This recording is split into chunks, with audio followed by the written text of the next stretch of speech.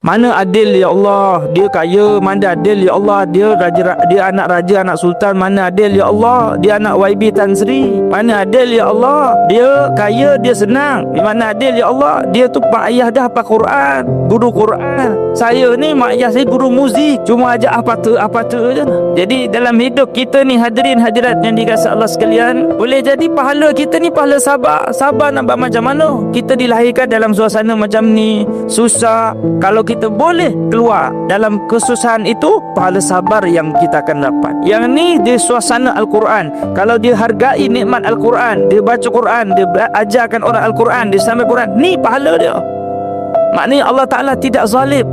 Allah Ta'ala jadikan setiap orang, ada orang datang kuliah ni tengah sakit untu, ada orang datang kuliah tengah sakit dengkul, tengah sakit bokong, mumet, meriang, pilek, wahim.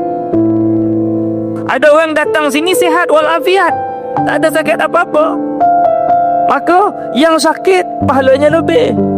Ada orang yang datang sini jalannya laju, ada orang setapak, pahalanya lebih. Allah Ta'ala buat, Allah Ta'ala sayang pada seorang, Allah bagi kena. Sebab itu kita bertaubat kepada Allah, kerana selama ni mungkin kita bersangka buruk kepada Allah Subhanahu